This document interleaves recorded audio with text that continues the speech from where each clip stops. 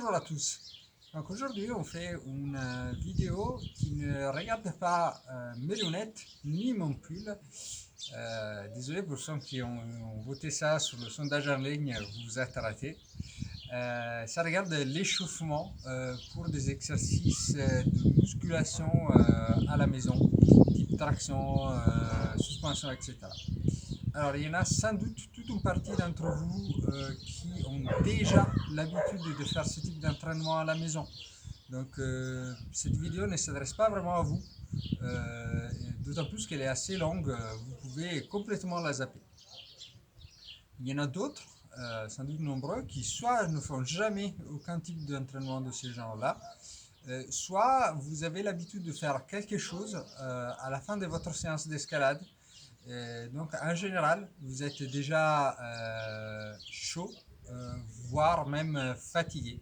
Et donc vous vous êtes jamais posé la question de comment je fais pour m'échauffer, par exemple, pour faire des tractions à la mort, juste en faisant des tractions.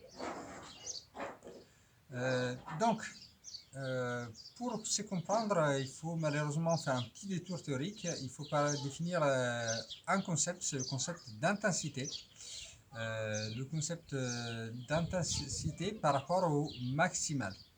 Alors, ce que c'est l'intensité maximale, c'est la difficulté la plus haute d'un exercice que j'arrive à faire quand je fais une répétition. Dans mon exemple, je vais utiliser des tractions.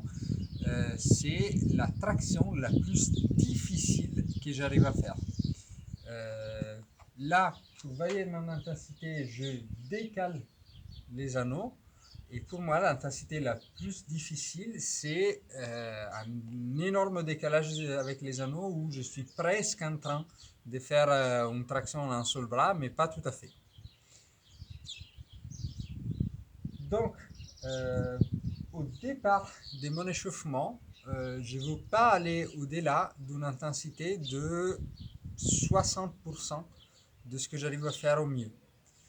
Donc, dans mon cas, je peux démarrer avec les deux anneaux de traction au même niveau.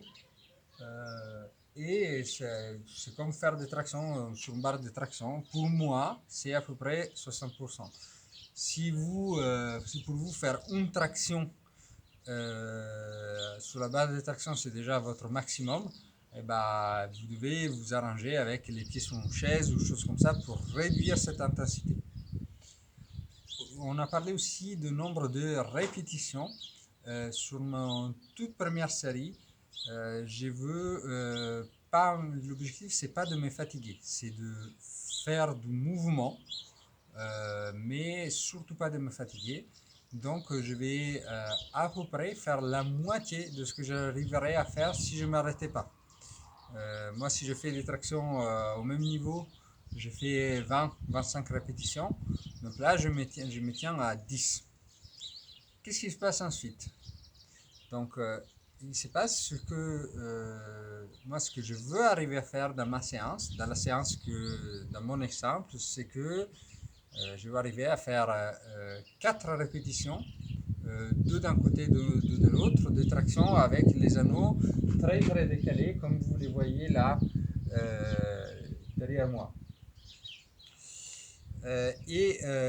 Pour y arriver, je vais prendre 5-6 séries intermédiaires. Et tout simplement, de façon assez intuitive, je vais progressivement varier le nombre de répétitions et l'intensité de l'exercice pour m'approcher de cette cible-là. Très simple. Par rapport au temps de repos, ça c'est pas indiqué dans la vidéo. Donc là aussi, j'adapte en partant de l'idée qu'au départ de mon échauffement, les temps de repos, ils n'ont pas besoin d'être très très longs. Ils peuvent être à peu près 2 minutes, 2 au maximum.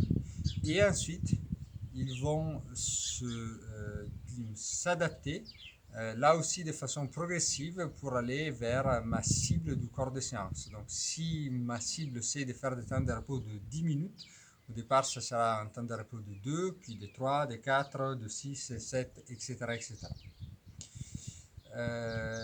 Donc voilà, c'est assez intuitif, mais ça marche plutôt pas mal. Et bien sûr, après, vous pouvez adapter selon vos sensations et selon l'exercice. Peut-être que sur des exercices plus traumatisants, comme par exemple des suspensions, du pangulich, etc., ça vaut la peine de rallonger ça un peu plus. Et peut-être que sur des exercices moins traumatisants, genre des tractions tout simples, vous pouvez raccourcir ça. Mais en moyenne, 5 séries en partant de 50% de l'intensité et 50% des répétitions, c'est à peu près quelque chose qui devrait vous orienter. Voilà, et si vous avez des questions, n'hésitez pas à les poser dans les commentaires. Bon courage!